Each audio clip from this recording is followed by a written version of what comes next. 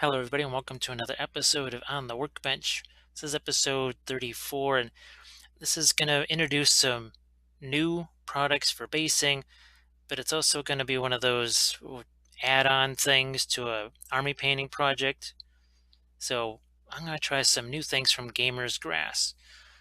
This is interesting because these are some really long grass tufts here, which, along with these other tufts right here, as we try and dig these out, and I got a few other tufts too. I can only fit so much in front of the camera. So these are more regular size tufts here. And then there's some really small tufts. And I thought, well, it could be really handy for the continuation of our Rohan stuff here because we got lots of cavalry to do.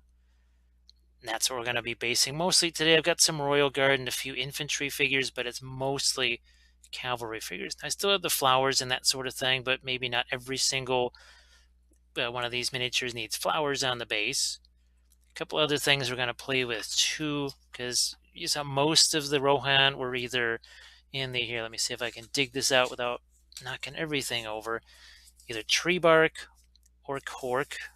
So here's a example of cork, and there's a tree bark with a branch. We did all that kind of stuff, but I want to see what happens. I haven't used these before. These are brand new. Again, from Gamer's Grass. And we've got rock pieces here. They're resin, obviously. And then we've got some of these temple bits. If possible, I'm going to see if I can throw in, if you remember some of these guys. Probably not, because I don't want to be trying to drill holes in those. I may try just some of this. It's basically several different types of gravel all mixed together. We'll see if that can be made to work. We are going to use the earth texture. And I'm also going to try out this glue for this phase of things, the fast drying glue. I'm thinking it's more of a after, like when I'm, I don't know, gluing these on. But we'll wait and see. We'll wait and see. I'm going to open this up here. It's probably going to make quite a racket. Oh, it's not going to make any racket because there is also there's a staple there. So let me see if I can actually open these up through the staple. Yes, I can. Oh, there's another staple. There. So sorry about the noise, guys, but that was unavoidable. So what have we here? Now these are they're taller pieces. They're not okay. Does this actually have some skulls on it? I'm not sure what that is. So I can see these are taller pieces there. They're not quite so flat as what we did on Eowyn's horse here. Now I was going to combine these with the tree bark anyway. It's not like this was going to be the only thing we did. But this, yeah, now let's see how many small ones. We got some that are on the smaller side. So these, just looking at what we got here, they're relatively flat, although you're saying I have to file those down. I'm going to use my sanding sticks on that to manage that. So we'll see if we can maybe use a few of these. Like right here on a cavalry base, so that wouldn't be horrible.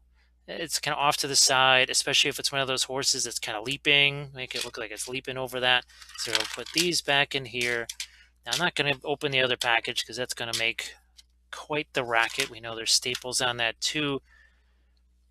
But I want to see maybe for some of the figures that I've got here. Now obviously Lord of the Rings, these little all of your hoplite helmets here, not super appropriate, but maybe if there's some of these floor tile ones, and it kind of gives more of a Gondor type of a look.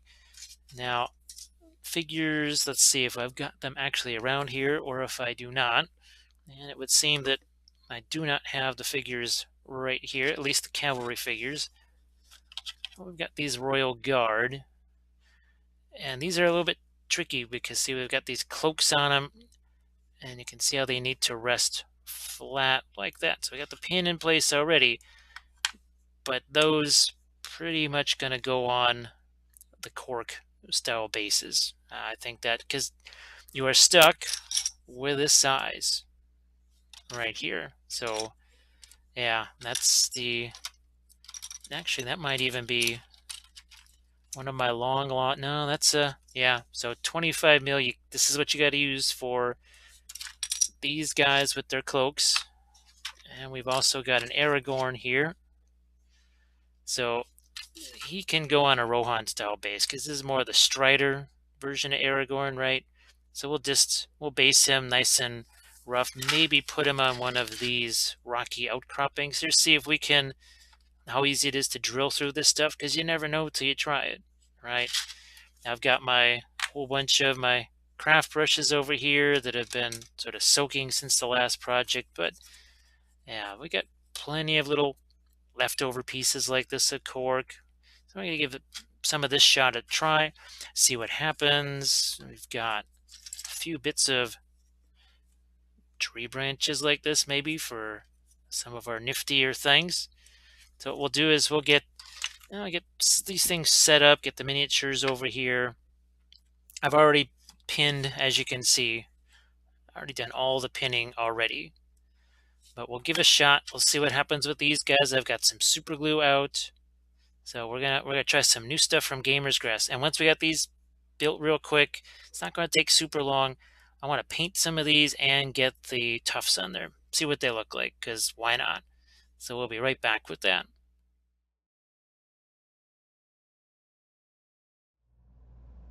Okay, so we're back here again. Now this is gonna have to be a voiceover because I have no idea what's going on with my sound here.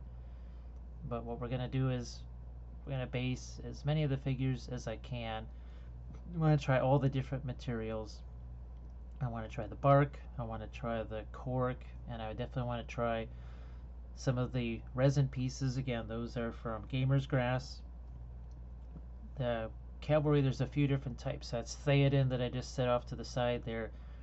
He's made out of metal, and this one right here, that is Eomer, and he's kind of half metal, half plastic. You can see I just basically threw together a shield. It's a really just bargain basement conversion. The rest of these guys, they're all plastic, and you're going to see that there's a couple of different poses. So that one right there, it's more of a leaping type horse, and then here you've got this kind of running horse. I think there's 8 of the ones like it, and you can see me setting these things out here on the jeweler's block. Now they're, in some ways they let you do some interesting stuff because there's only 2 feet, well technically there's only 1 feet, 1 hoof contacting the ground. That means you can get a little more adventurous maybe in some of your basing, but it's also it's a trap because now you end up making all of your horses look like they're jumping over something. So it's what with Lord of the Rings, there's just a couple of different poses. Now I'm gonna look through the different resin pieces, and a lot of them are going to be too big. There are some that are just about the right size, and those are the ones that I'm going to set off right by my jeweler's block there. Those pieces, I thought about saving them for other things, but we'll see if those work. It's all of this stuff is, we're just trying new things. And I was tempted maybe to break some of those larger pieces or cut them down or whatever. And I thought, no, there's enough things that actually fit on the base. Why not just go with those? We'll just do this the regular way here. So again, I'm gonna kind of not discard pieces, but things like that. Say, yeah, I think I can still get the horse on here. They're also, maybe they're not quite so tall either, because some of these, the rocks really stick up pretty high. And ones like this, I know it's kind of hard to tell how tall it is from above, but it's not super high. As far as these other pieces here, they're just too big for 25 millimeter. Something tells me that pieces of this size were made for 30 millimeter bases, because that would fit perfectly on a 30 millimeter base. You can see it's really easy to break. It's kind of like the Green Stuff World texture sheets, where it looks like it's impenetrable and thick, and then you just break it. Now, I looked through my bulletin board cork pieces, and I found one that was just right for this royal guard here. Now they've got this cloak that's, I mean, I don't know how they fight these things, because this cloak is really dragging on the ground. I mean, it's almost like it's a halfling wearing a human cloak, which means now it has to be perfectly flat. And using the bulletin board cork gave me a perfectly flat surface. If I tried using any of the tree bark, wouldn't work. So what I'll do is the first one here, I'm going to do a traditional tree bark base, and I just have to find a piece. Now sometimes like this, they're thicker, and this is where I'm going to use the utility knife and just give that a slice, and I'd keep me from slicing me. This is where I'm going to use the jeweler's blocks here and set up that piece where my fingers are just, they're out of the way. So let's say the bark breaks or something weird happens, my fingers are away from the blade, so I'm not going to get chopped up. A couple of the things you want to do is you obviously want to have it flat on the bottom. Otherwise, it's going to, even if you use the oxide paste or the earth texture, whatever paste you use, if that's not flat, it's just asking for problems. The other thing too is this is where you can modify your angle. So it can be, let's say you want your figure tilted up. Remember the Army of the Dead, where they were leaning so far forward, I intentionally made all the pieces of sculpey that they were standing on, I made those basically tilted to accommodate and compensate for their forward lean. So, and it's more, how can I say, it's more dramatic if you go ahead and have it be at more of an angle. I'm going to use the wood carving knife to just chip away at the top section, because sometimes maybe there's a piece of that bark that's just going to fall off. Best to just get rid of it right away. Now this one's going to be a little bit smaller than the base because I just wanted to glue some rocks around the side. And I'm going to try and use the new stuff from Luke's APS. But you can see as I scrape this down, you see how it gets darker? That basically, that indicates that it's more of a level type piece. You could use a piece of sandpaper. You could take a piece of sandpaper, stick it on a wooden block. You could even glue it on there, or just tape it on there. And then you just take your base, you press it down, and then you just literally use it like a belt sander, an unpowered belt sander. How does that sound? Now I'm just going to use the cheap super glue. And what I forgot to do here was to either put some kind of glue or the paste down and then the super glue, because maybe you won't be able to see it, but it does slide around a little bit. This is it's the desert terrain mix. It's got some really big stones, it's got some middle-sized one that has some sand in it. Now again, it's a new thing that I hadn't used before, with actually a new type of glue that I really hadn't used for this purpose before. And I'm going to spend a lot of time trying to pick out individual rocks, because I didn't just want to grab a handful of it, scatter it on there, and have nothing but big and middle-sized rocks with no sand. Normally I have my 3 types of gravel: coarse, medium, and fine. Well, this one, it's all combined in one. And I like to put the coarse gravel first, then the medium, then the fine on top of that. I guess I could strain this out, use a strainer or whatever, and get the sand out of there. But really, if I needed to add sand, I got sand. I could just add it there. Now, another thing too, see how I wiped away the glue with my finger? A lesson learned. That puts a sticky residue on your finger, and geez, even rubbing alcohol, that's about the only thing that would wipe it off. So is the point of reference there, just something you should be aware of. So you really don't want to be getting that stuff on the side of your bases. Now once it dries, you can sand it off of there, whatever. Now I'm going to go through with my tweezers, and I'm going to pick out those biggest rocks, but it takes a while. if I'm picking out 4 or 5 individual rocks with a pair of tweezers, you'll see that this one base probably takes more time than 5 other ones combined. It is what it is. Now let's say you're just doing a character figure or whatever.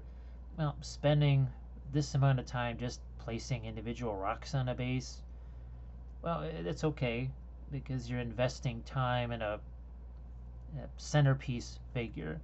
This is just another grunt right here. Now it looks neat, but eventually as I go along, I realize, you know what, I'll grab a few larger rocks, but the rest of it, I'm just going to try and use my fingers. And see here, I'm trying to, you can see, look at that darker stuff there. That's the finer sand. And then I'm just going to scatter that on. Like I said, the more I use this, the more accustomed I got to it. You never know how something's going to work till you try it. I also wasn't sure, well, how's this glue going to work? Because I think you've seen in the past where I used one of the texture pastes and some of the rocks just came off. With this, I think the rocks, they stayed on there pretty well. Now, is this all that different from the Elmer's glue that I normally use, or let's say a fast drying wood glue? Something tells me I still like the fast drying wood glue the best. This, it has a tackiness to it, so it does give you some initial hold. And as we saw in the basing video, which I'm going to reference a lot because we're using some of the same materials in this video, it can work even when it's thinned down. Now this what I'm doing right here, I like to do this even on the tree bark, especially on the top surface of the cork, basically just repeating some of the texture of the ground on top of the rock. It makes sense. Now when I glue him in here, this is where I kind of learned that, okay, I really should have put something besides just the super glue there. The pin is in place. And here's another thing too, a little caveat. So say we just kind of tipped over there. It's because I have the wrong pin vise. And I've talked several times, I think, about a pin vise being when you find either a drill bit or paper clips that match, get tons of each. Get tons of paper clips and get tons of that exact same drill bit. Because we're talking microns here, maybe one size up. And by size up, I mean a 0.63 versus a 0.64. That made the difference between a snug fit and not a snug fit. And I've mentioned it several times. Now, if you're doing this with Sculpey, it's less of a big deal. Even with the cork, not as big of a deal because the cork is flexible. But the tree bark, it's super sensitive to, well, your pin's just not the right size. It wouldn't matter if I had 2 pins, but he only has one leg touching the ground.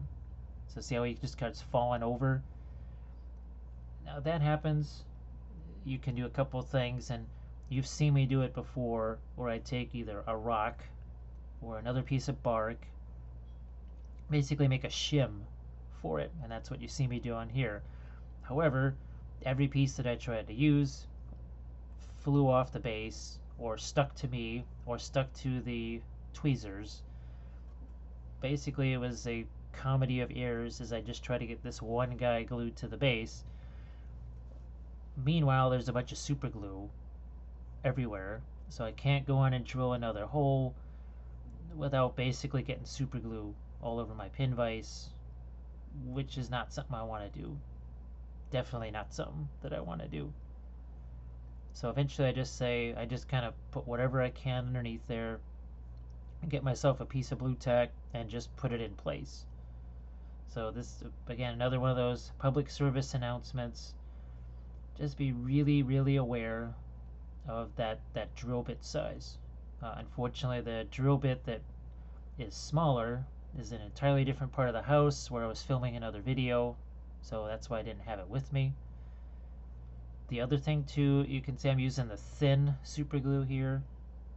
The thin super glue is actually really ideal for making the bases. what's better for, say, gluing figures into their spots like that is the heavy gel glue. The what's that called? The Loctite. It comes in those blue containers. Now, the reason I don't have some of those is, well, it's pricey and there's not a lot in there. Now here, we're going to try using the Gamer's Grass resin bits.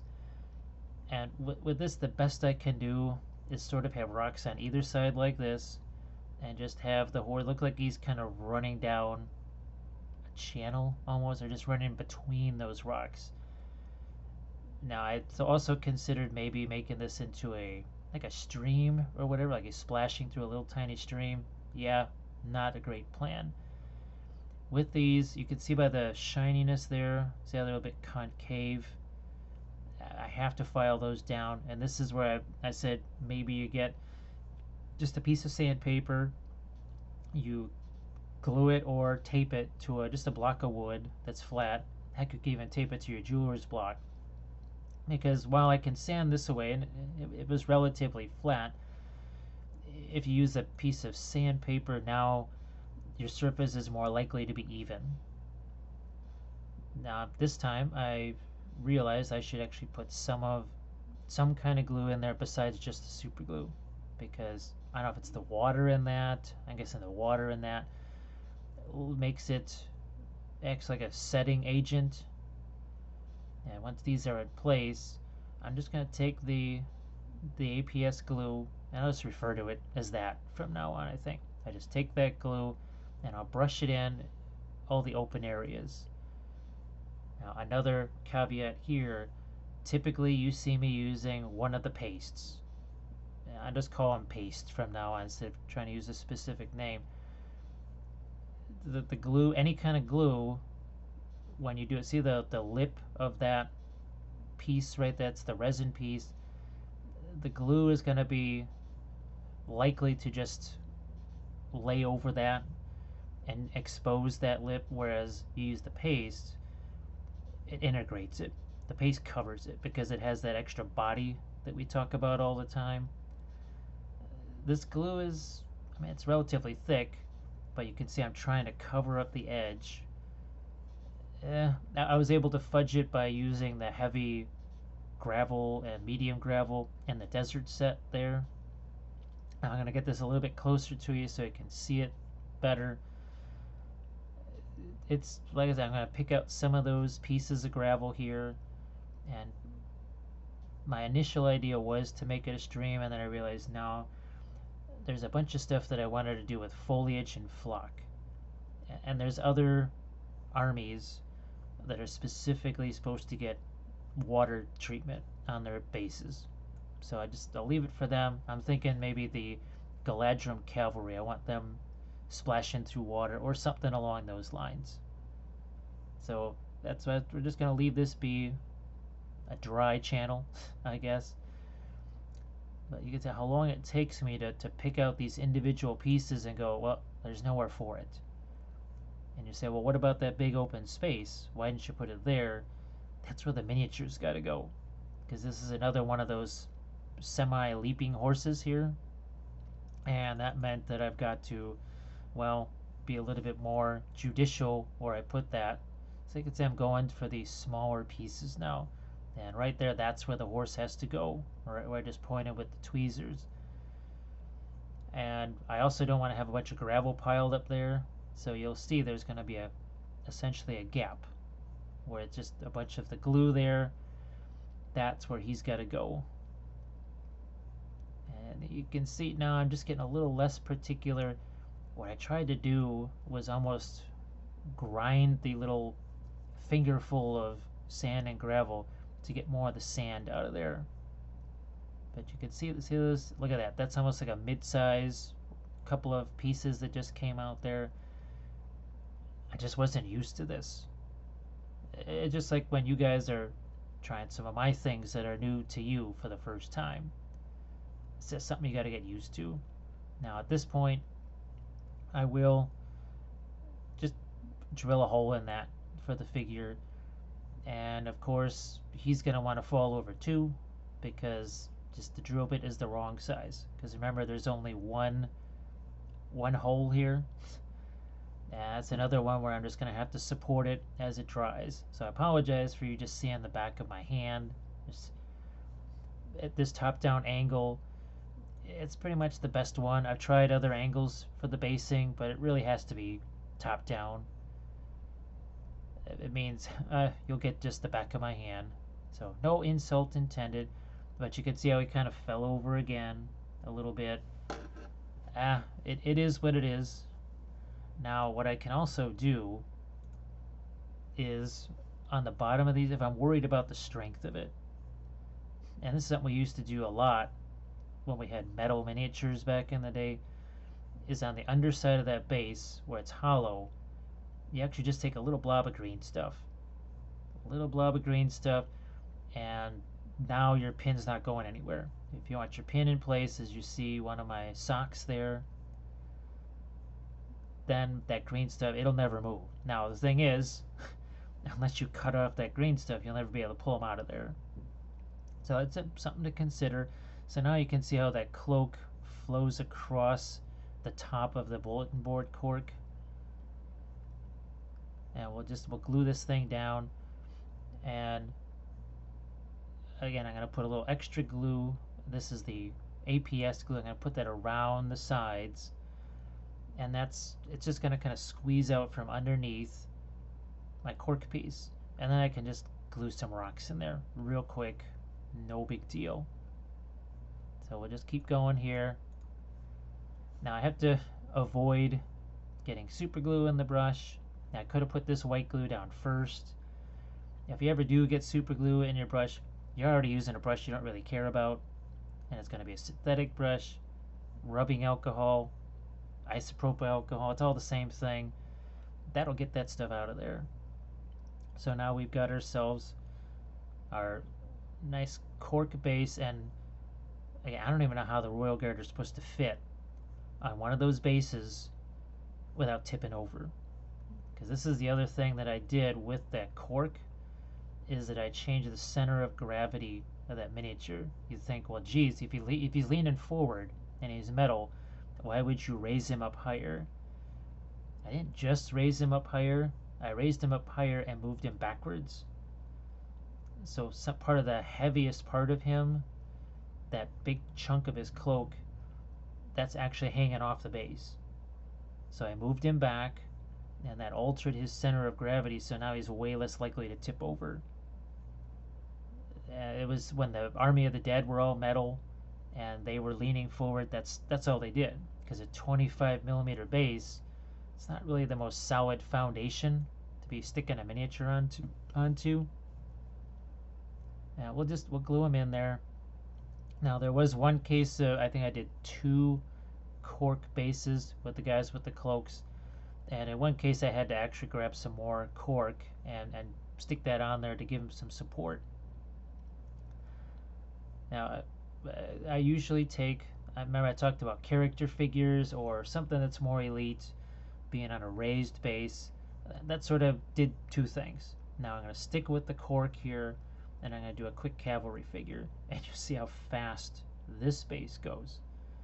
So now I tried, I think you remember, oh my gosh, it was the Morgul Knights where I used the texture plates, and I had this exact same pose. All their horses have the same pose. They have this one and the one where he's kind of leaping.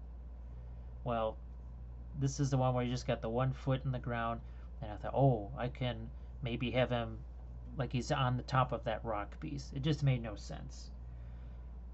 With the skulls, well, the whole base is covered with them, so yeah, I can get away with it there. Here I said, why is he running on the one piece of rock? I saw this piece. Sometimes when you break your bulletin board cork, it just naturally forms a really nice shape.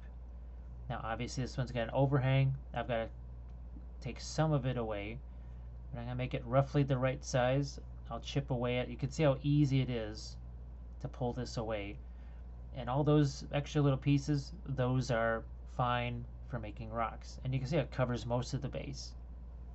All I gotta do, glue this in place, fill up that little gap with some rocks and gravel, and boom, it's all done. So obviously a much easier base to deal with, way easier to deal with. Yeah, there he is.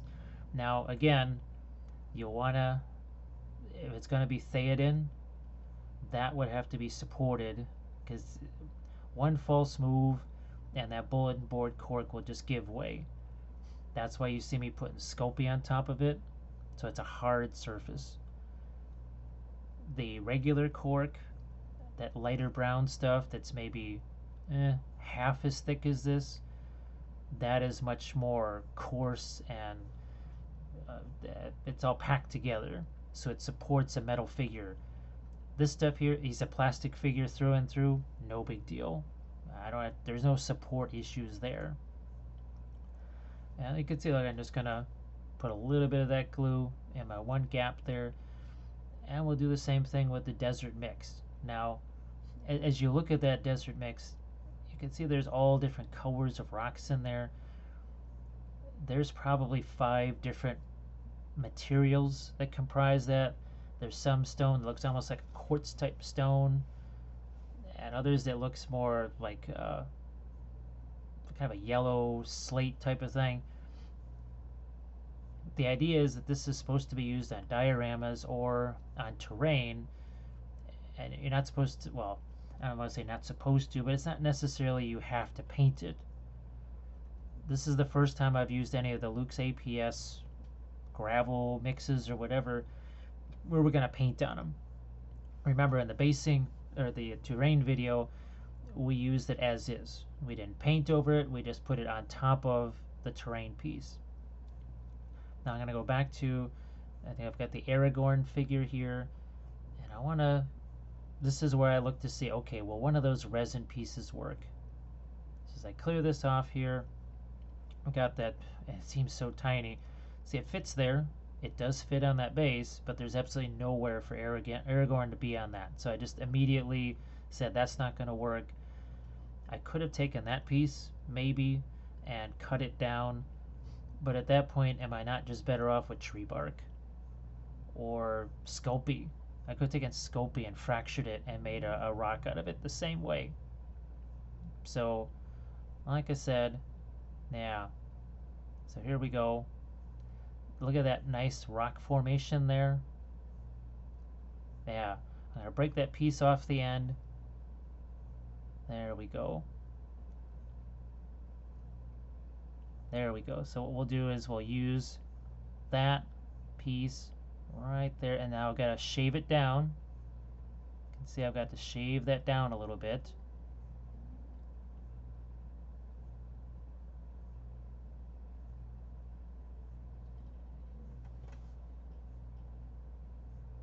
There we go. So we're shaving that down. And now here you'll see me working a little bit more on him at the end, because there's still going to be a little bit of a gap there where his foot was. Still going to be a little bit of a gap. Yeah, so alright. So I'm just looking to see what's happening here. Yeah, we're going to glue him down. Also, my film was going a little bit nuts.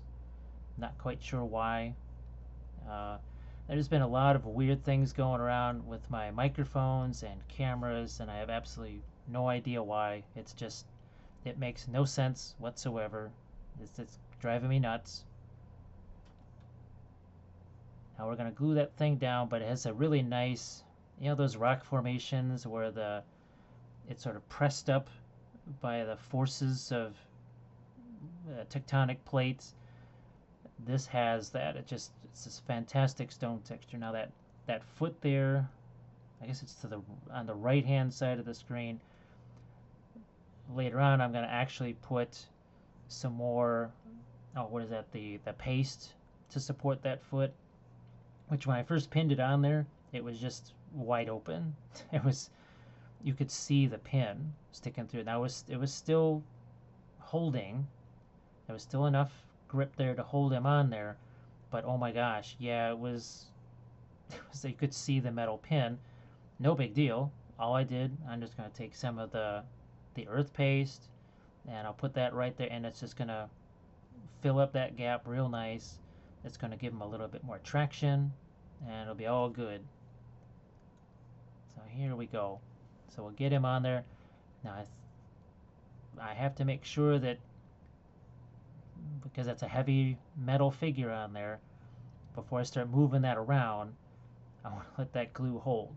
But we've got that combination of super glue and the APS glue, so I think that's going to make it set just a little bit faster.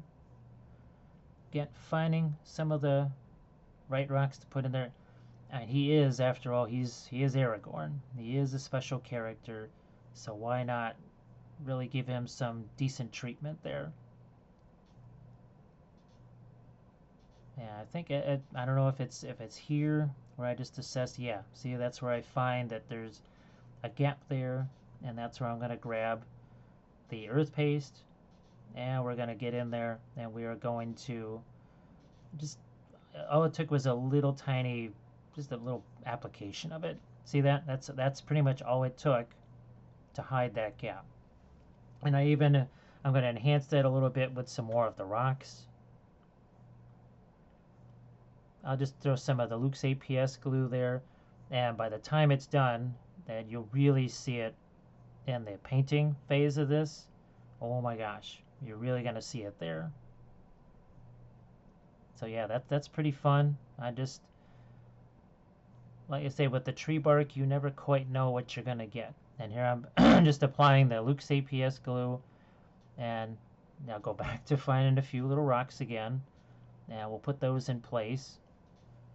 And it held too. So that's the one thing that I did learn, is that the Luke's APS glue really does hold pretty well.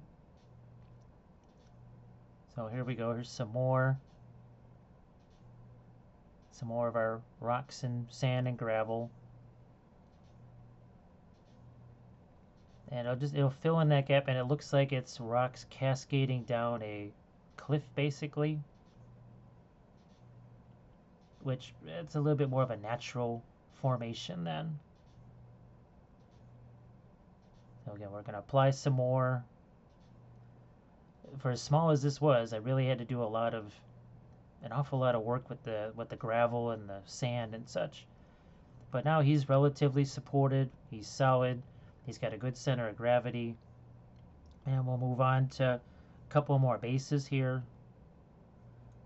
So like I said, the cavalry, I had a couple of types, and this is the Theoden right here. So as I mentioned, he's all metal, and in comparison, he weighs a ton. So he weighs an awful lot. And what we'll have to do is certainly put him on some tree bark. Now, again, I'm showing you the cork, and I just kind of squeezed it there to show you how kind of malleable it is. I was sort of saving a few bits of tree bark that were roughly the size of a cavalry base. And sometimes you just see a piece of bark, you say, oh, that would be just perfect. Now, I think this one here, it was pretty much what I wanted, but I had to, this is going to be tricky because, and we're talking millimeter, not even millimeter, fractions of millimeters. He wanted to basically look like he was tilted over.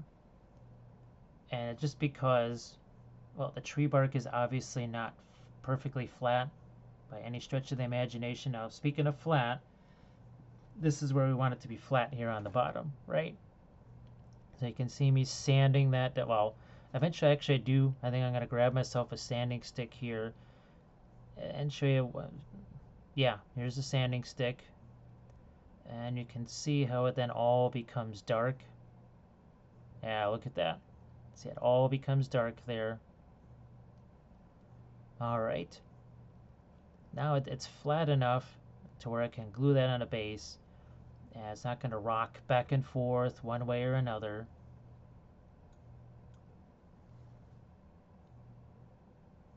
And I've already got the pin in there. But you can see I don't want too much overhang. So I have to basically keep breaking off pieces till I find the right overhang. And this was kind of the trickiest part here, where I had to make sure. And I think here I actually just pre-drilled the hole because I didn't want to be gluing things in place and then find out that this tree bark just wasn't going to work. Because probably the first 4 or 5 times I tried to stick him on there, he was just leaning over. You could see that, right? He's kind of leaning over like that. And now he's straight up and down, but see how he keeps leaning over? That's not the fact that the pin is too loose. That's just me having to spin it. See how I spun him around just a tiny fraction of an angle, and that made it completely different. So sometimes you have to play around with the figures. So I know they talk about dry fitting when you're assembling miniatures. Sometimes, what is that? Haste makes waste with basing. Sometimes you'll want to do that last little double check. Say, you know what? Is this really where I want him to go? Is there maybe a better place? So I do suggest giving that a try, especially with something like this where he's a character figure and you really want him to be exactly in the right spot. Now this time here, because he's going to be a little bit more weight on that piece of bark, I wanted something that was a little bit stronger as far as, I've always called this mortar. It's like mortar between bricks. And this, now maybe the hold on this is not the same as the APS glue, but it also has that body. So when I stick that piece of bark on top of this, it's there's something there that's going to fill in the gaps. The other thing I also wanted to mention is you can see how texturized that is. Well, when you put regular just glue on there, there's no texture. That's where you have to glue in rocks or pieces of cork or something. Well, I guess that's why they call them texture pastes after all, because it actually gives you a texture. Now here I remembered I did all three. I did super glue, I had my paste. Again, it was an insurance policy just to make sure that he wasn't going to be falling over or that the piece of bark would be ripped off the base just by the weight of the figure. And this is another one where you've seen me do this before, where I kind of fill in the gaps with the paste. And sometimes if I don't even like not every time do I like the texture of the tree bark that's on top either. And sometimes I'll hit it with the texture paste. It does another thing too, it strengthens it a little bit because the tree bark can sometimes have flakes that come off. So that's another thing you might want to do is and you can see it, like there was a couple, look at that, see that one flake is just kind of coming off there. That was why I was putting more of the paste on that, just to hold that down. Now again, you don't have to put the glue here. The different pastes have enough of a adhesion to them. And then this is where I have to kind of dry fit him again. See, he's at the right angle there, but I have to make sure that I put him at that angle. So sometimes what I'll do is I'll put a little dot of paint on the foot. Here I had to fudge him a little bit. I actually had to file down a little bit of his foot there to get the angle just right. And it was ever so slight. It just wasn't that big of a deal, but yeah, I guess I could have also scraped away part of the base. But as soon as you do that, you can't change both things. You just change one, and by doing that, he pretty much stuck where he was supposed to. So I'm just gonna grab myself some glue, put it in my two spots, and well, hopefully remember where he goes. So what we'll do now is I'm gonna let all this stuff dry, let it all dry, and then we'll get to the painting phase. And I'm going to use some contrast paints, basically keep it GW paints because we've used a lot of the texture paints. So we'll be back with some base painting and we're going to do that next.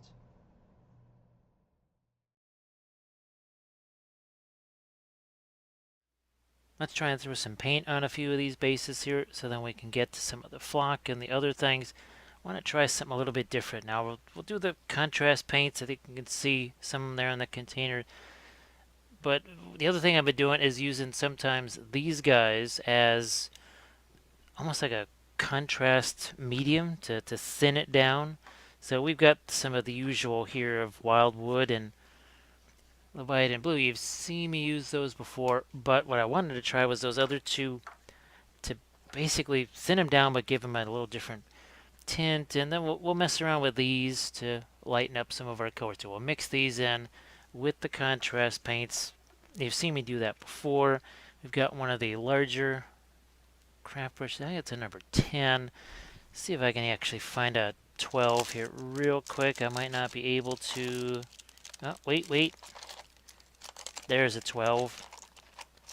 Sorry about the banging around and all the noise. So there we go. There's a number 12. We're going to maybe start off with that. And let's just grab a flatter one here, which might be interesting to get some more foliage and flock on there. We certainly have a whole bunch of these guys right here.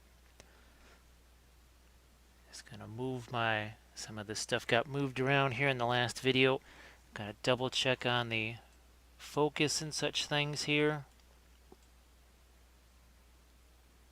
There we go. And now, as you've seen this before, we're taking the wildwood. I am gonna throw a little bit of water in there though. But you can see I'm gonna take some of the green here.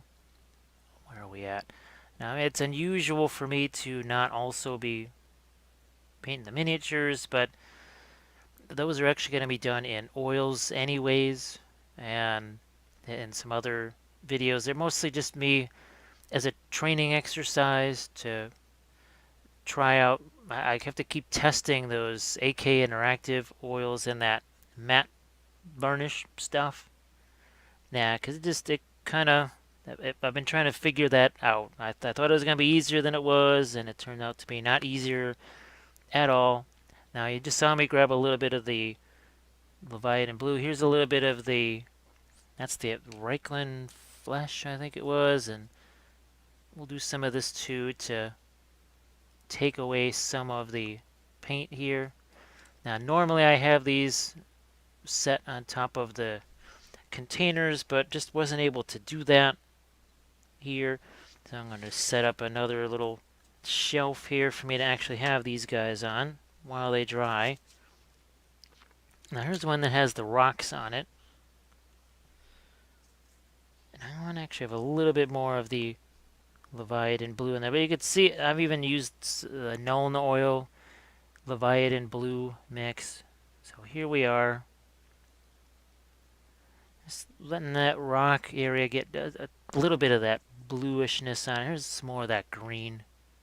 Don't care if some of it gets on the horse, because, like I said, that's going to be painted later anyway.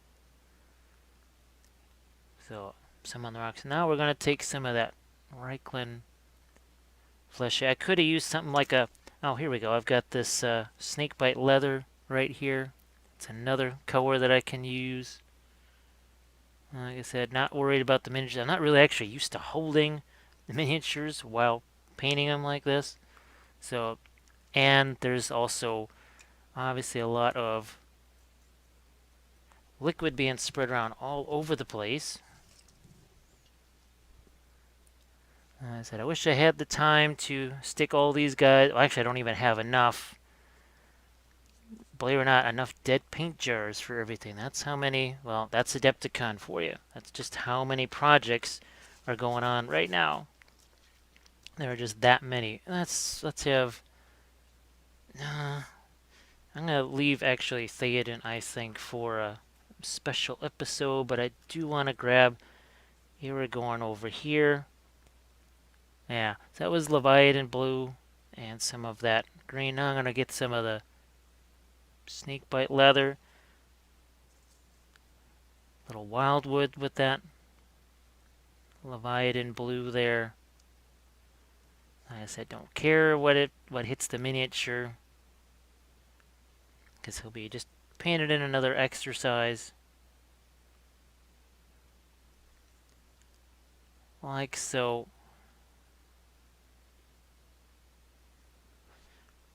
Sponge time.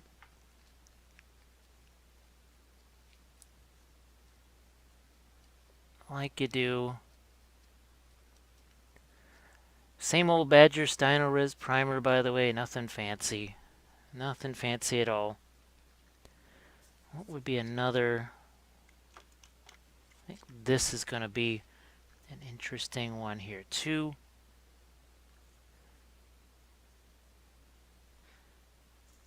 And again, just varying the color every so often, reaching for that greenish. I think it's a shade and not a glaze. Now, some of those, I don't know, maybe those got discontinued. I'm not going to be keeping close track of GW colors, guys. Sorry about that. It's just not something we're going to be using all that often. So that's just how it is. And they're constantly changing that stuff anyways. So a year from now, all the contrast paints will be gone and they'll be replaced by something else. And for those that don't believe me, the if you're more recent to GW, there's just been a long litany of paints that have come and gone. I think the foundation paints, there was those for a while. That was probably one of the first big deals was the foundation paints, I think. So I'm just gonna cut up some sponges here into smaller bits too. And I've got some paper towels here. This is just a big old down and dirty, messy stage. See, look at that, how it kind of brings back some of those lighter colors. Because remember, there's so much in the way of greenery going on these bases. Do I really want to spend that much time painting a base that's going to be covered mostly in foliage? And by mostly in foliage, I mean a good at least 70% of it probably. So I'm starting off here actually with some of the snakebite leather. I don't know if you can see it's got that kind of a yellowish tone to it. Now this is the Aomir figure here. Now we're into some of the Leviathan blue. This was the one done with the gamer's grass, the resin chunks of rocks that we thought were kind of neat. I mean, we were able to do some interesting stuff with those. And I'm actually just going to get down in here and get a few parts of this horse's legs. Just do it now. I'm going to get there. I'm just trying to get my paint in. Again, normally I wouldn't have the horse on there before the base was painted and such. But these, I mean, he's just a conversion anyway. He's really just to have him out there. He was not meant to be any kind of super special miniature. He's really just there for battle reports. Until they make a new plastic Aomir figure, which I wouldn't be surprised if that happens. His was one of the worst of the old metal sculpts. Now there's some of the older metal sculpts. Those were actually okay. Like the Theoden ones they're still usable even after all these years. Let me see. I'm gonna try and emphasize here some of the Gamer's Grass rock bases here.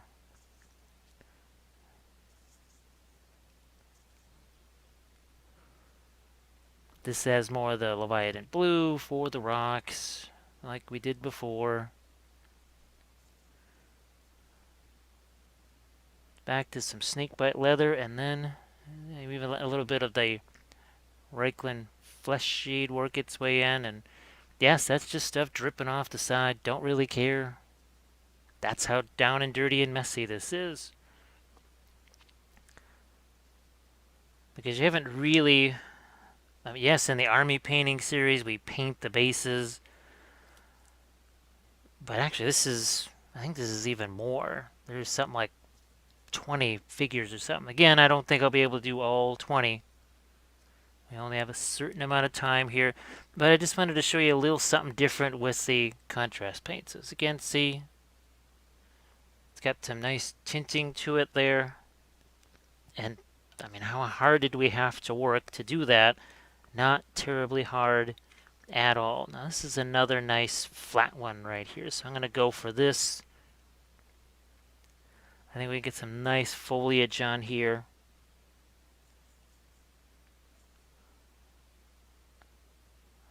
Like so. That's the mostly a combination of the wildwood and the Leviathan blue. And every so often I'll just reach for a little bit of water. Now I can sort of get away with, remember I've talked about in the past with the contrast paints, if you do the makeup sponge removal of paint, it can leave a little, almost like a tear mark, where it just sort of rips the paint away instead of removing it. Well, because this is just so fast, that's what's doing it. I mean, it's very fast, very watery.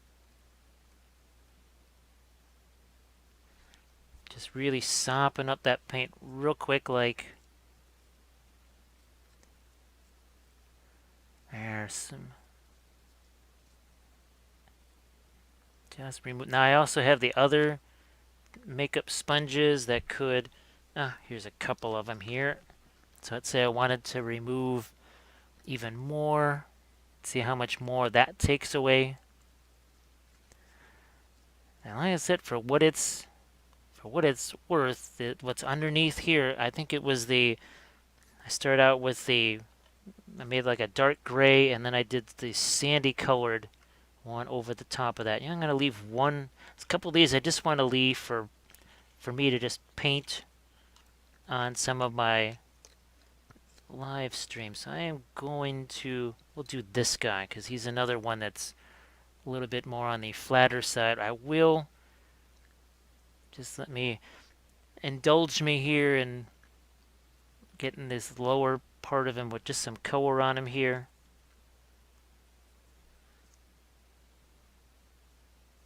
There we go. Because it'll be really tough to just get a brush in there and avoid that later. And the robe, no big deal. There's not a whole lot of greenery that's going around that spot.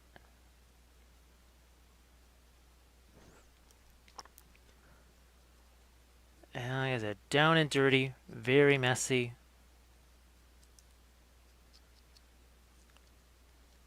But it happens. See, look at that. Look at that. I take this other sponge and look at how that reveals. I went from almost no shading at all to not just shading, but also see there's a little bit of bluishness there. That's almost got. I mean, you can see the brown. I can actually see it on the makeup sponge for sure. Oh, there's another fun one here. We'll leave you. Again, some of these I want to leave for just regular painting here. How's about this guy?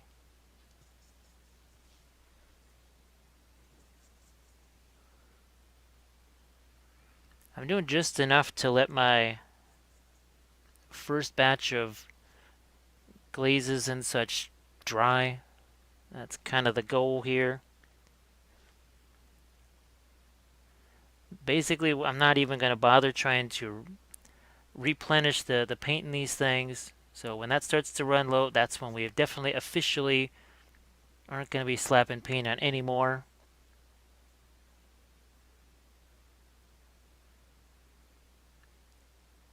Okay. And I don't even care about just the paint that's dribbling off the edge here. Now, I'm putting it somewhere else so that it doesn't get onto my mat, because some of these things are harder to remove than others. Now this will spatter. I mean, it does it with when I'm doing it with oil paints too. Those initial oil washes. So something to be aware of with your work area, or what you're wearing too. That could make a big difference. So we're going to use one of these tighter sponges here to, yeah, see it. It brings back those rocks. Now you can still obviously do dry brush things over the top of them if you want. And we can do, it's not really going to be dry brush. It's going to be more of that feathered brush stroke, kind of with a damp brush as we call it. Look at that. So you see, even now, those rocks are revealed, and with all of that greenery that's going to go in between them, and I'll show you here quick on some of the finished ones. You can see there's all kinds of flock in here. I'm going to check some of my earliest ones just to see. Yeah, that's dry enough on the outside there. So I might just do one more. No, I'm going to leave those other guys there. We'll just do one more base with what I've got in the brush here.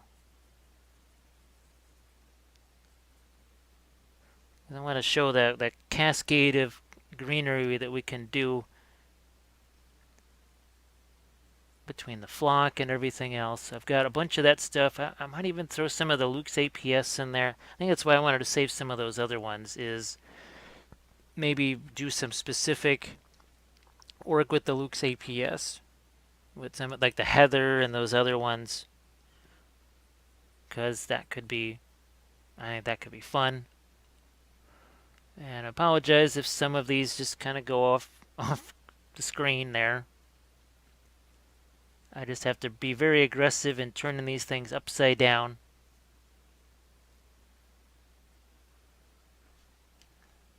Good enough. And sponge time again.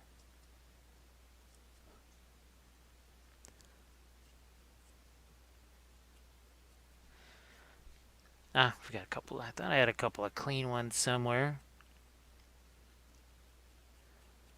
I haven't actually done this much of the sponge and removal stuff in a while. That's the other reason I wanted to show you this, because I haven't actually been asked yet, but I was just starting to visualize people saying, hey, whatever happened to the makeup sponges? I also am going to be going back to the Reaper clear and liner paints as well, because they're a favorite of mine. I really enjoy them. I'm not just going to abandon. I know it's hard for some folks in certain parts of the world to get a handle on those, but it can be not easy for me to get some products too. So some that I wish I had all the time. It is what it is now. Let's get in here to some of our lighter colors, and we'll just throw a couple of these out. Think of it, well, speaking of Reaper clear liner paints, think of some of this as the Maiden Flesh and, what's the other one? The Maggot White. So this is Fenrisian Gray. Yes, that's going to go over there. Oh, look at that. Nice. Look at that. Look at that big wide brush. That is awesome. Let's do some of the, what is this?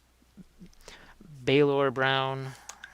Whatever its actual pronunciation is. Don't really care. And, well, we'll just leave it at that. Now, the last thing I will throw out here is some of the Screaming Skull. Boom. There we go.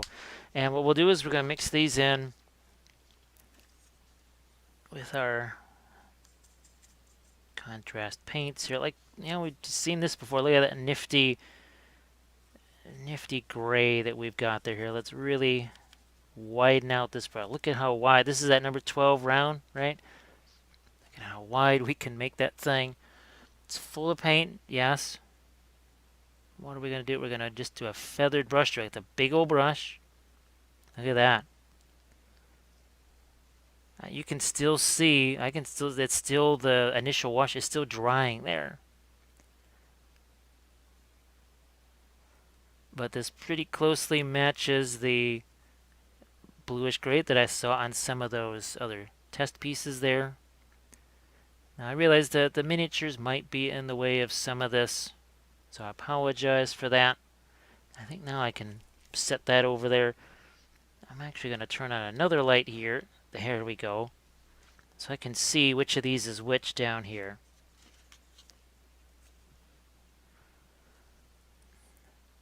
Now, I will say this too, depending on what you've what the material is. So this is the cork, right? The bulletin board cork.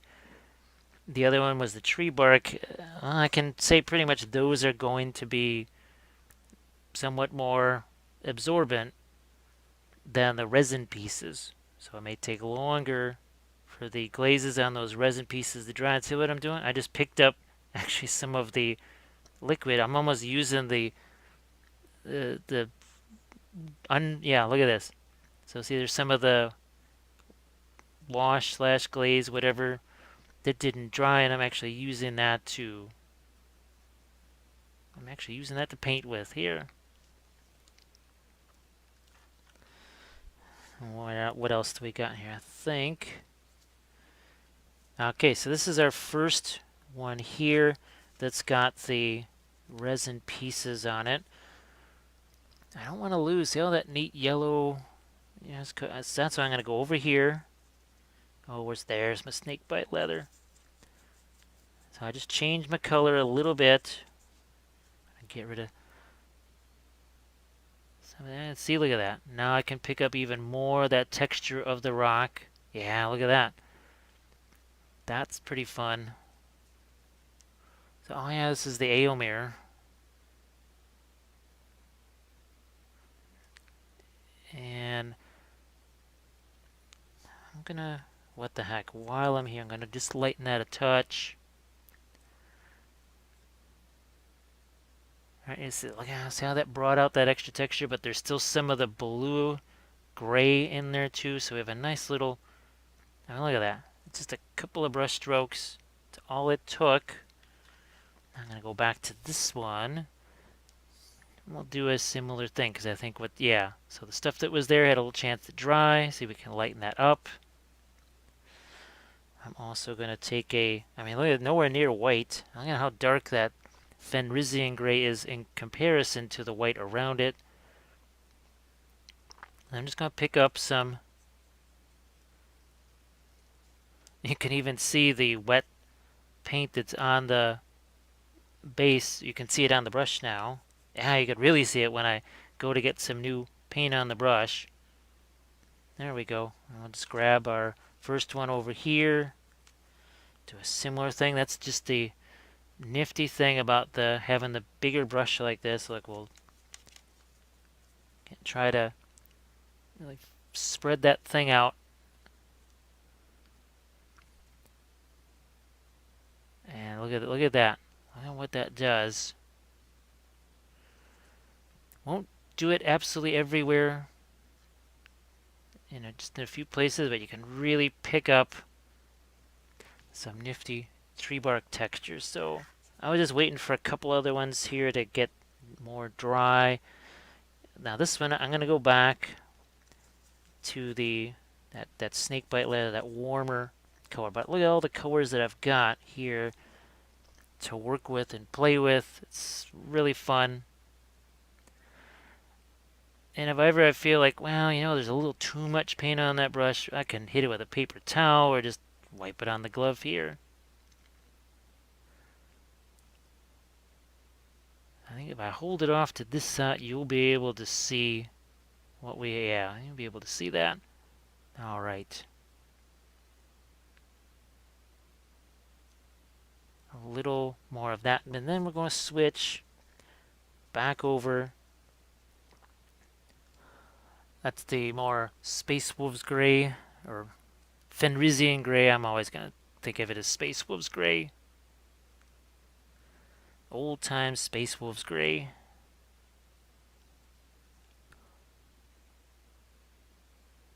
Once again, picking up some edges here. I want to leave some darks in place. So like in there, why do I want to wipe that out?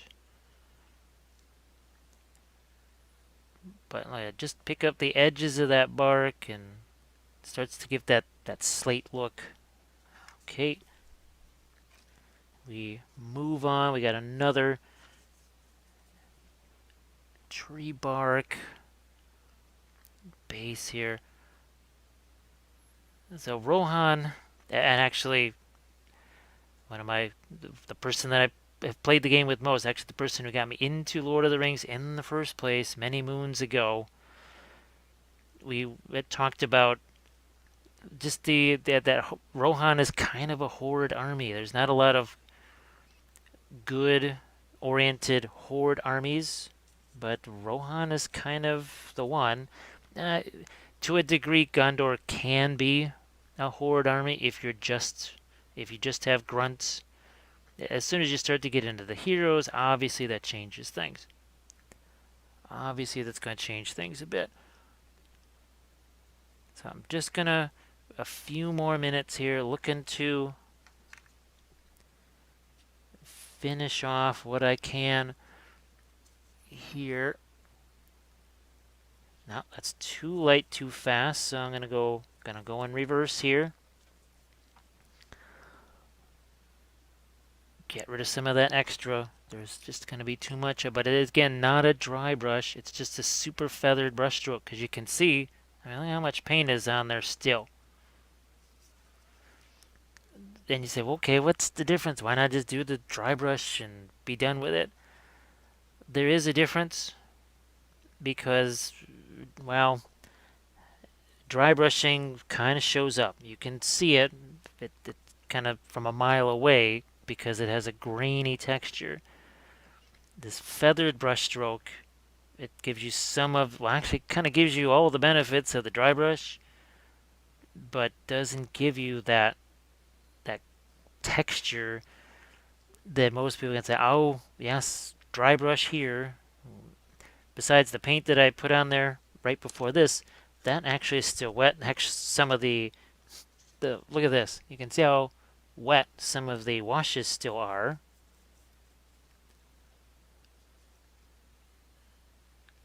And I'm kind of counting on that because see, I'm gonna grab that, and now instead of just a dry brush, it's more than that. It is now a damp brush. Yeah, and you got to call everything something. So, hey, that's what I'm calling it. And now this has the Leviathan blue with the Fenrisian blue mix to lighten that up there. And it's funny, guy. Just every time I see the bulletin board cork, I just say, man, I really do like that. I love the textures that it can give, how flexible a material it is. You can make individual rocks out of it. You could almost make stalactites out of this or stalagmites. You know, the or bolts going in some kind of a cave thing, and you need this. I think it's the stalactites are hanging down, and the stalagmites are going up. All right, just getting here lighter in a few places, and big old brush. I mean, it's fun using a big old brush like this. Look at that, huge number 12 round. I don't think you've really seen me use one of these much recently. I try to cycle back around to things as much as possible. I want to also bring out this. Remember, in the basing part of this, that we just put the glue there, his foot was in midair. And as I do this, now you can see how well grounded his foot looks. It was suspended. The only thing that was holding that in place was the pin. Otherwise, he was pretty much airborne. He was basically on one foot, and that does a few things. Yes, well, obviously it looks better, but now it's more solid. He's not going anywhere. He is not going anywhere. Now here you can see I just let more and more. This is barely even a feathered brushstroke. I actually wanted to paint more like my regular paint there, where it's kind of wet and such. I'm gonna do the same. See, look at that. I just grabbed that's a bit of the wildwood mix there. Why did I do that? I was actually seeing a little bit too much of a dry brush texture there, and I want to get rid of that. And that did the trick. So I'm going back to my Fenrisian gray here.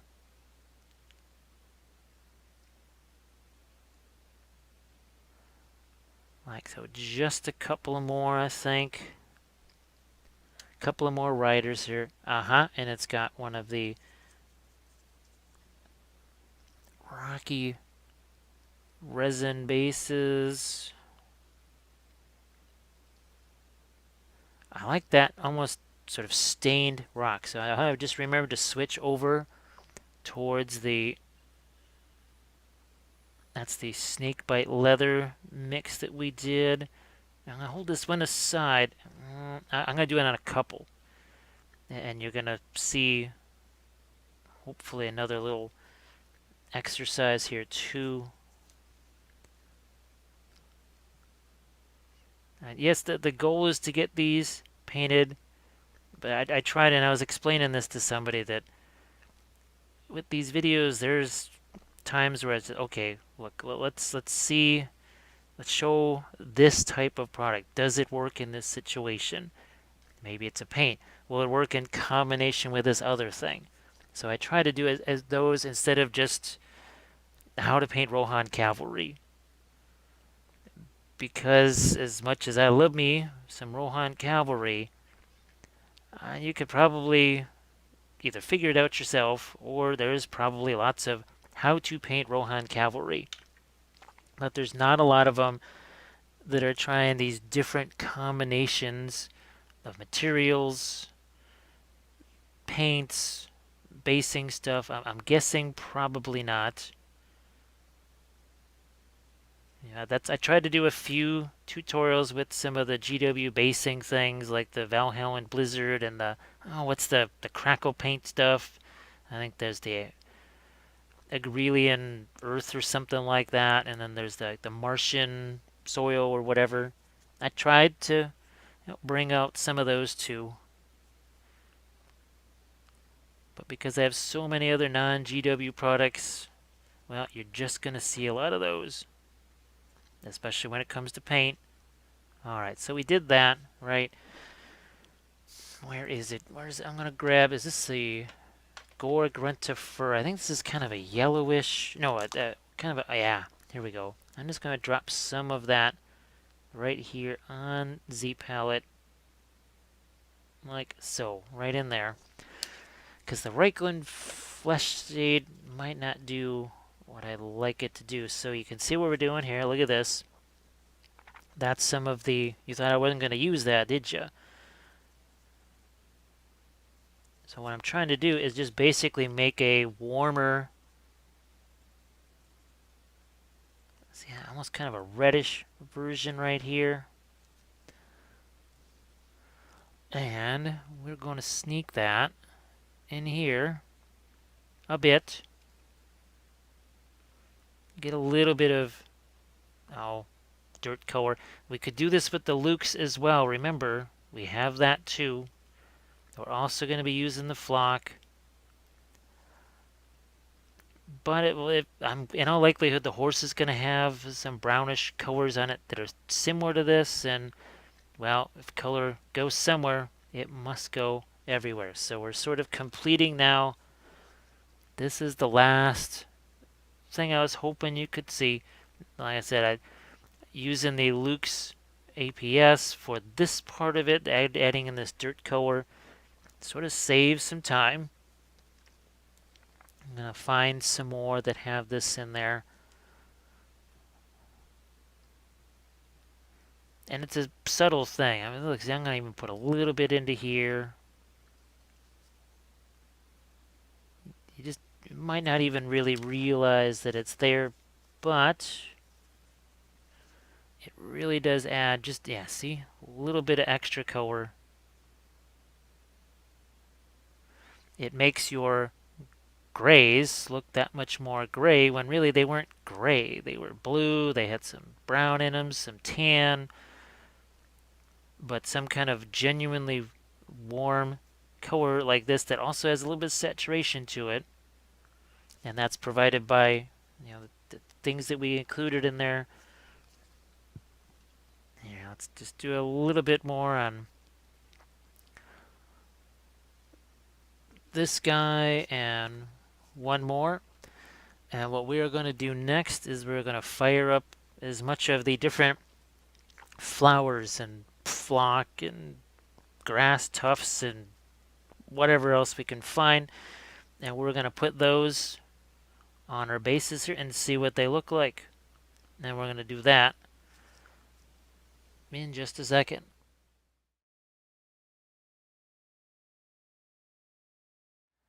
So this is where things get a little bit complicated because we got a lot of things to try here.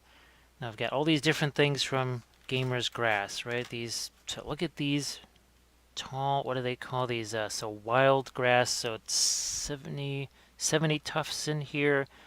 This is sort of a tall grass right here. This is the extra large. Yeah, what I'm going to do now is, and I don't see any staples on these packages, what we are going to do is we are going to take some of these out of their packages. I also switched the lights around so that the packages wouldn't shine quite so much here. Alright, let's do, kind of want to see what these, I haven't actually taken these out of the package yet. You are seeing these when I see these. So I know I'm making a lot of noise here, but this is interesting.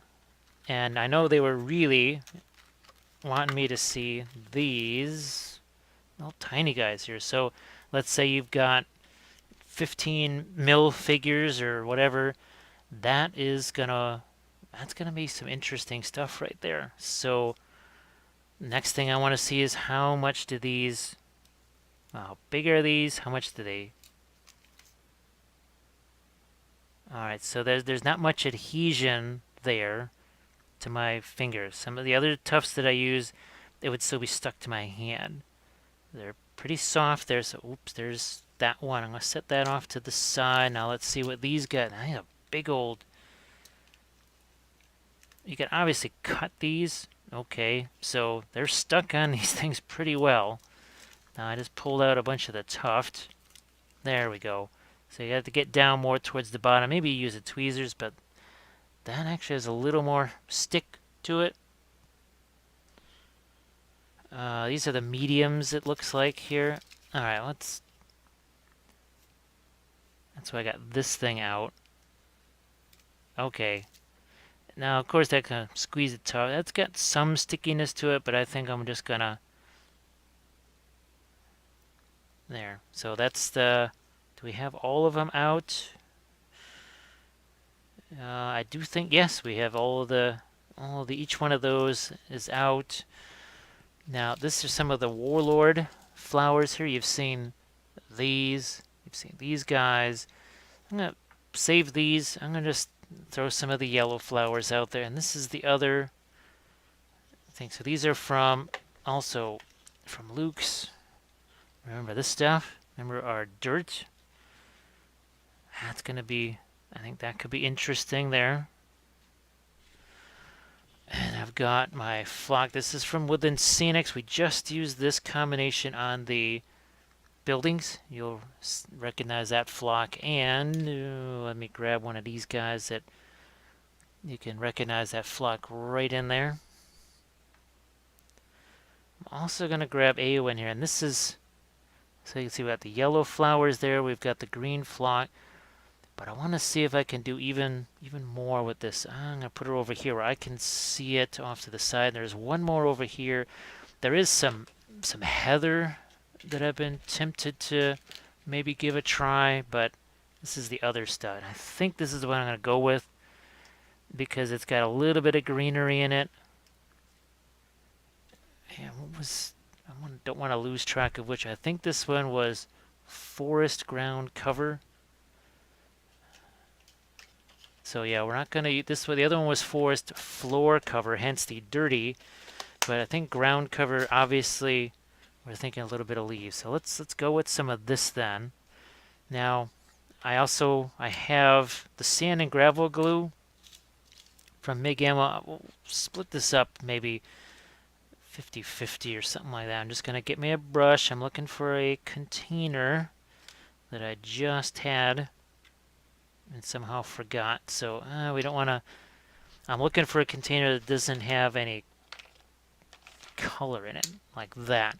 Because I don't know if this picks up. Of course, let's get some of this out there now. There, just go with that. Let's get you over here. So we got some tufts over there. Let's try this one. Start off with this one first. Boy, that's so dark for me. Oh my gosh. I'm gonna adjust this light real quick here. 1 second. See if I can make it a little brighter. Well, that's one step brighter anyways. I mean, you guys are pretty much in paradise right here. All right, because that is. Oh yeah, I'm gonna go with that. Gonna go with that. But now I gotta change my focus back. You can see the paint is mostly dry. And I'm gonna start painting with my glue. Now I'm gonna suggest that you just do part of it because you never know where the glue might try to wander off or anything like that. So I want to actually have some green right up on the edge of that, and I'm gonna do this one little section down in here too, just for funsies. And we're gonna start off some of our forest ground cover.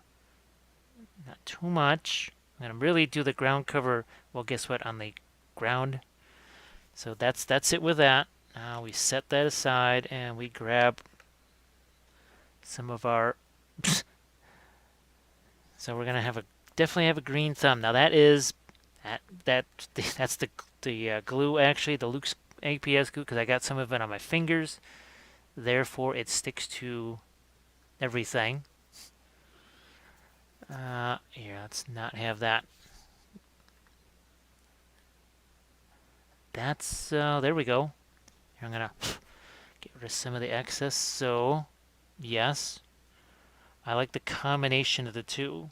Look at these black fingers there.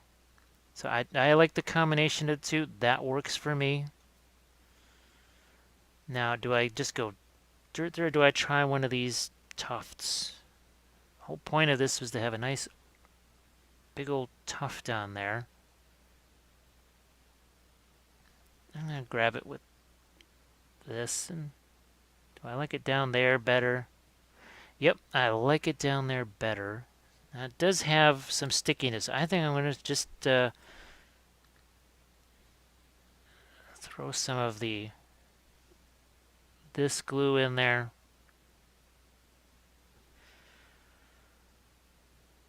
Where's my tuft? In you go.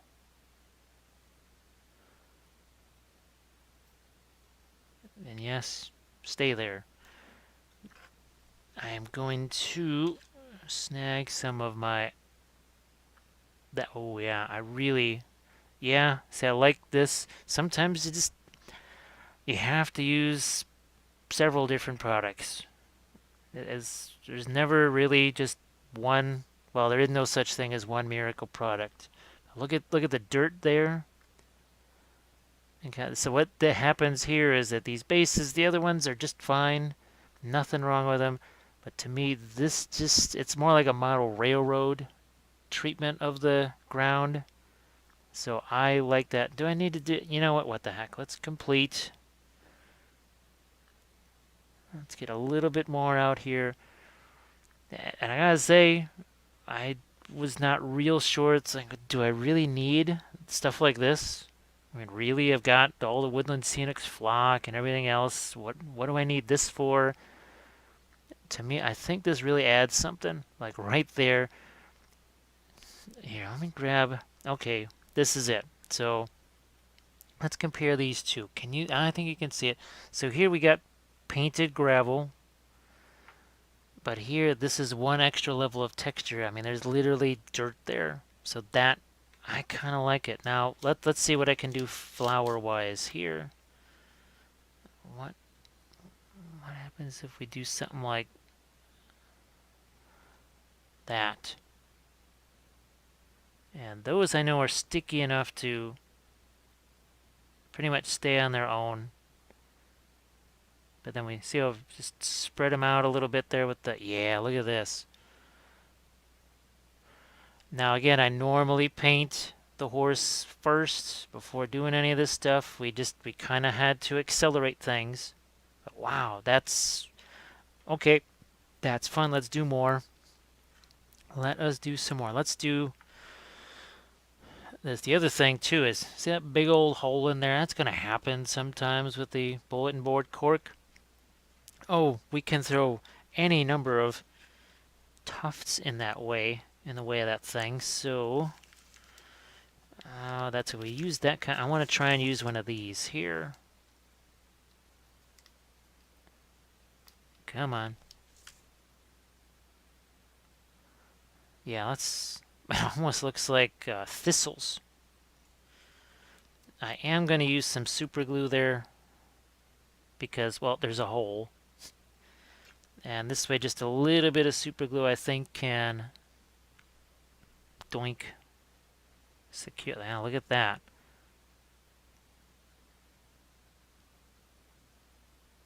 Huh. Okay, oops. I don't want to lose that. There.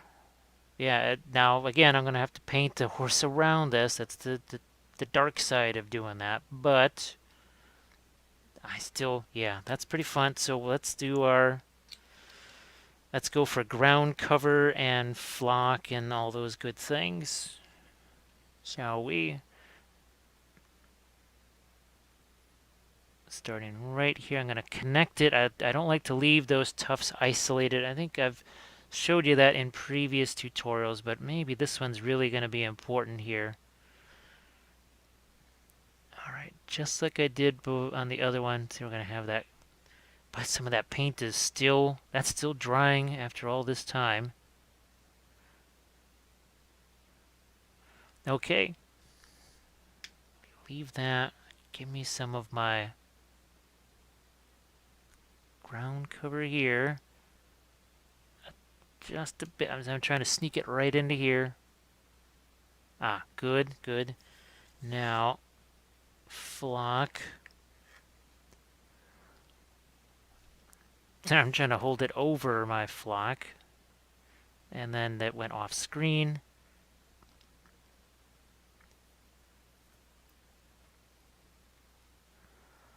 So we're getting that mix again.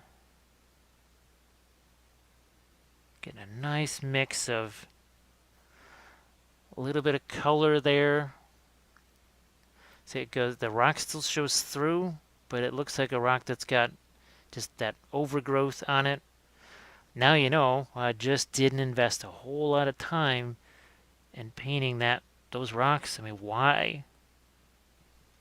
When I can cover it actually with textures that are more fun than anything I could. Well, I mean, I could paint that on there. Yes, and I've done it. I think back to some of my Wild West Exodus things that I painted. I got really neat texture or some neat painting on the bark bases and stuff. But look at that. That's just, I can't paint that texture. Well, at least, yeah, it's not going to be the same. It's really not going to be the same thing. So I call this another success. Like even in here, I forgot to even put anything in that area. So guess what? Boom. I just filled it in with my dirt and such. There's a name for a new type of basing, dirt and such. Yeah, look at this. Going to be a little cascade of. I will try some of the Luke's. Tons of green colors in the Luke's. That I mostly went for the dirt colors, ironically, to start with. Look at this. Yeah, and yes, your hands will become a mess, much like mine.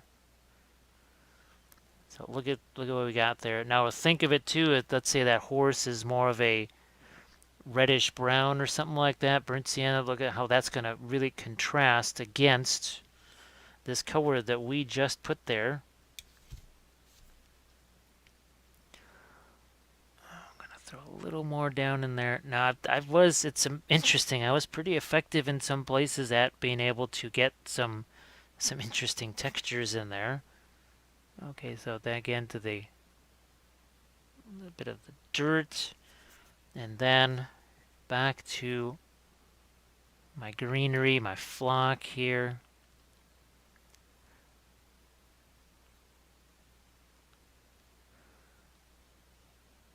So that to me is doing the job. I could grab some of the cut leaves too. There's any number of things. Not gonna not gonna put a flower down in there. I thought about it and then unthought about it, which not quite sure you can do that, but I just unthought some. This is another place here. I'm gonna go heavy on the moss and the dirt there. Mostly because I wasn't super thrilled with the texture I ended up with. So while I'm doing that, yeah, I'm just gonna go back to my, mix some of that back up here, and boom, and over there too, and then some flock here. So yeah, that's all. That is working for me. I like that. Yes, I could do the dirt stuff, but I also want to try out I think this is the smaller tufts here. So I'm going to grab one, and oops. I'm just going to have a few of them out here. Again, these are from Gamer's Grass. There will be links in the description. Oh, actually, I think I've got me a scene over here that should come up eventually, hopefully. I guess it doesn't really want to, so never mind. It was the Gamer's Grass website. It's just XSplit is being XSplit. I never quite know what it's going to do to me next. Flowers there, not there. I guess the question is, do I like this? But there's a lot of rocks there. You know what? Man, there's not really a place necessarily there. So I am going to see what happens with one of my smaller grass tufts here.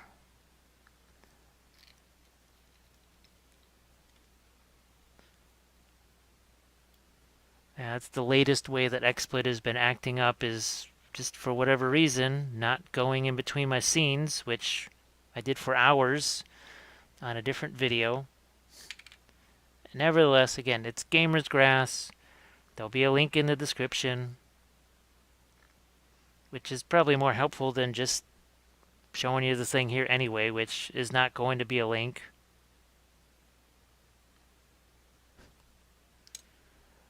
Now I'm going to go back to this. Yeah, I like that texture. I like the color better too. There's not just greens in there, but there's also a little bit of orange in that. That's good enough. We don't always have to bury things in grass tufts. So I'm gonna try one of these little tiny ones here, and just to see what happens. So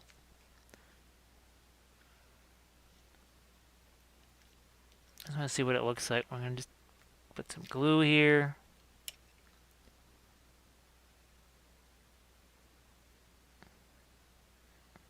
There's just some junk that got on my tweezers. Now that actually, gosh, what's the kind of well, it sort of looks like that moss or like, oh yeah, so this could be like tall grass and a 15 mil fig. I'm liking that. Yeah, I know that was the thing they were super excited about. I was like, it's tiny tufts. Well, we're gonna have to try and make some of those because I've got 2 millimeter grass, so we can do that. Remember and for those of you not feel, look through some of your links. There should be a basing tutorial that shows how we can make our own grass tufts. So yeah, look at that right there. That's fun. I like that. Oh, let's mess with the Aragorn here. Yeah, good. I still got some glue left. I will certainly try to get some in here. I think I'm gonna actually go with a smaller brush here if I can find one. Just bear with me here.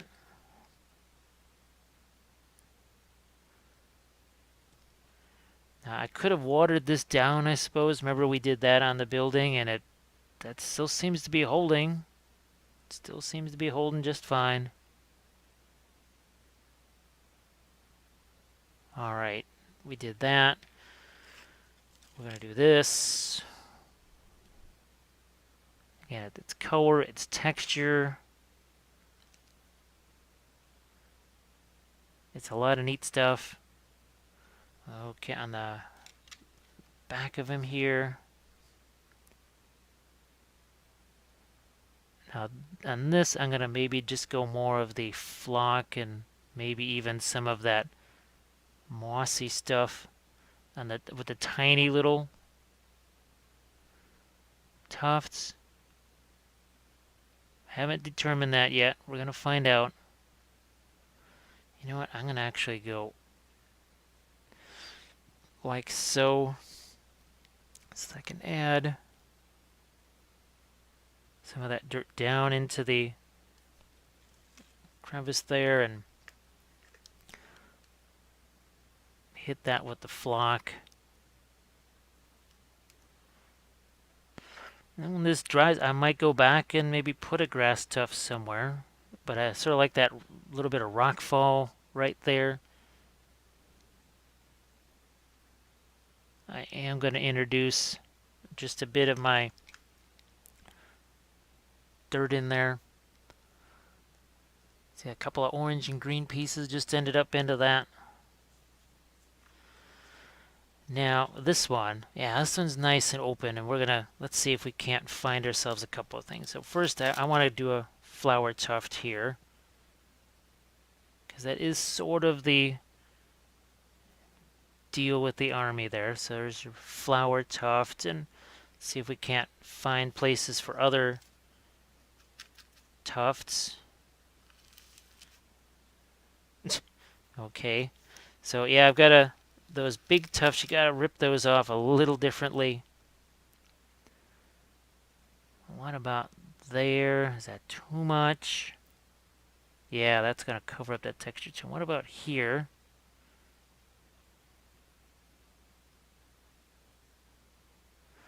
And next to our flowers. Oh, what the heck? Let's just do it. It's gonna do it. I'm gonna just super glue this sucker on there too. It'll make it interesting trying to paint the horse around him, but whatever. I'm trying to do this mostly for your guys' benefit. Well, and it lets me figure out what this stuff can do just that much sooner also. Alright.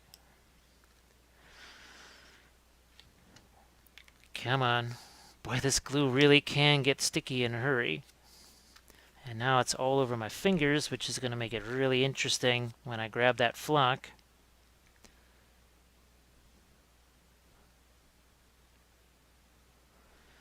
But, oh gosh, what can I say?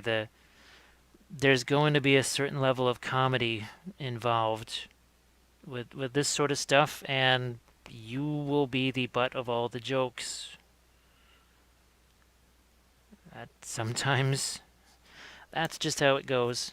Oh my goodness, boy, that stuff is really stuck to my fingers. It's weird how boy, it'll stick to some surfaces all right. Sure as heck is sticking to me, so I'm going to go with the dirt there. Move that aside, and boy, this is going to be... Talk about the green thumb and finger. And I hope you can see what I did here. So,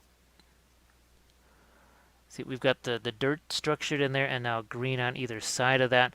This to me looks more like vegetation and such, whereas before it just, by comparison, it almost just, well, it looks like green flock thrown on some gray tree bark. This is kind of, it's taking it to the next level. There's a reason why it kind of does this.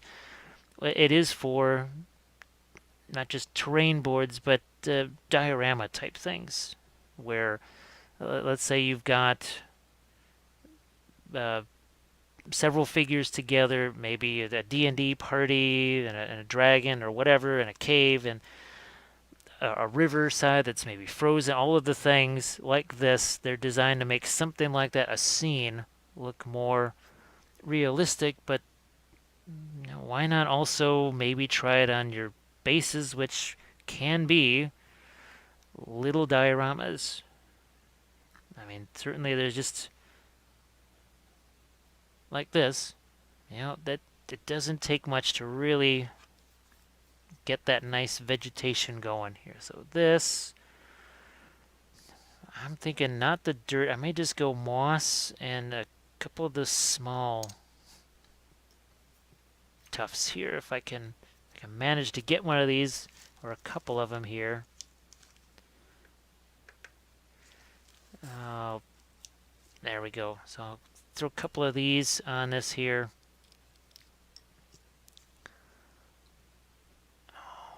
Gonna go with one there, another one there.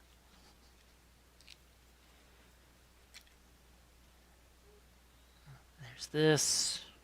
He's gonna go right at now. This, it's so funny that looks just like that fuzzy moss. And imagine if this was, say, a 72 mil figure, or even a 54. It's even less like a grass tuft, but more like that. Oh gosh, is it moss? Is it lichen? Whatever. Whatever it is, it is. It's a little bit too late for me, and it's been a super long day, to say the least. So you just have to bear with me here. Now I'm just gonna throw this stuff in off to the side there, if you don't mind. And again, we've got just an extra little touch of color and texture, or maybe you wouldn't ordinarily be able to get that. So I'm going to put the brown cover next to that. So it kind of brings it out a little bit. There we go. Now we got this. And you know what? I don't want to have to deal with painting that stuff in there. Oddly enough, what do we have? We have grass tuft. Not going to have him standing over a flower tuft, but we are going to have him standing on a grass tuft. That one might be a little bit too big. Well, there's a smaller one. See one right over there. It's going to be big enough to at least get in the way of all that there. I just don't want to have to paint all that stuff. And a grass tuft is good enough. That's almost more of an army painting little trick right there. Just saying, you know what, the heck with it. I don't feel like painting that. I'm just going to get some big old grass and flower tufts in the way. Now here's where I'd actually added some of that what was it, the Baylor brown and the, not the Reichland flesh seed, it was the Gore Grunta fur, I think it was. That was that combination that we used there. And that was to, yeah, let's move this over. We're going to get some of our ground cover texture in here. Boom. Yeah. Because when I think about it, I mean, do rock formations really just, it's not just rock, and there's dirt there too, and this kind of does a good job in simulating the dirt part.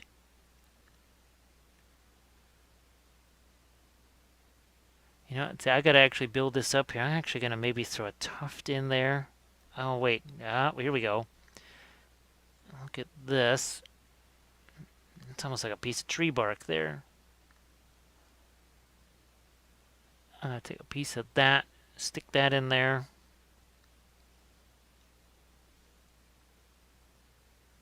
See if I can get that piece to stick there. Eh, don't know. It will. I think it will. And now I'm gonna go get with some of the ground cover. I'm gonna go again and actually try and get some of the green moss there. Now, of course, I think the cloak might even be red. If I'm thinking about this right, if it is gonna be Erkenbrand, well, I have to look because sadly I don't have Erkenbrand with me over here. So these are Royal Guard. I think I might have mentioned that earlier, but in case I forgot, oh, you know what? Let's do a little bit of moss out on the end here. That's good. That's good. So there's just a couple of more I'll play with, and these are the ones that have the resin there, resin pieces. Now we had thought about him going down like a little river channel here or stream, but what I'm gonna do is just gonna put me some grass tufts in there.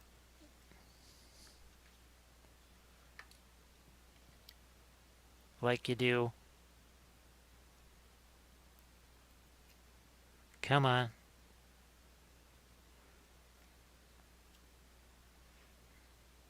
There. So a grass tuft and then maybe a... I like to have a flower tuft. Do I have a relatively... There's a relatively small one. And we're going to throw that one over here.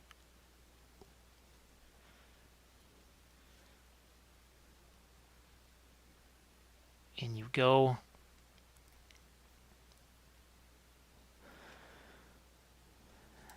Man, hopefully... okay, there we go.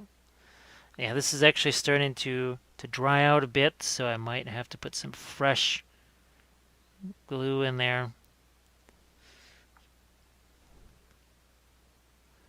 So this will be the last one that we do here, I think. I'm pretty sure you've got a good idea now for how this can work and what's possible. And that the experimentation is certainly going to continue. This is by no means the end of it. We're just kind of getting started with this party. So there's much more we can do, I think.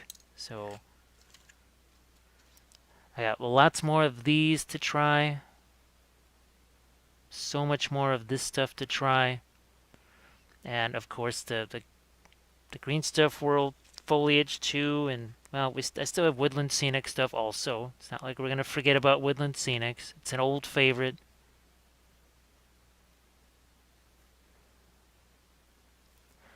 But there you have it. We combined some different products, and oh, look at that. That's your resin pieces from Gamer's Grass, some tufts from Gamer's Grass, a Warlord tuft, the Luke's forest cover there, and the glue. So we've combined a whole bunch of things just on one little base that looks. I think that gives you, yeah. When the glue dries, that's going to be pretty nifty. So thanks again, everybody, for supporting. Like I said, thanks for supporting the basing tutorials, because it's. I mean, you know how much I love basing. I mean, it's an obsession. Yes, I admit that. I really love it, and hopefully these things, it not just gives you more ideas, but maybe some inspiration to just try and do a little bit more with your bases, and maybe instead of just like, oh geez, I gotta put this thing on a base, here's a tuft, boom. Maybe, take it a little bit further than that, because I mean, is it really that hard?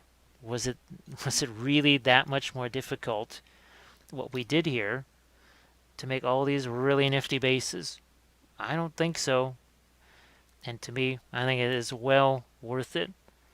So, yeah, if you could, I know I always ask if you could drop a like on these, even though it doesn't really matter because it's not for public consumption. YouTube does like engagement, and that always helps the channel. So, thanks again, everybody. And as I just kind of finish off my last little base here, I will say farewell, and I'll catch you on the next episode.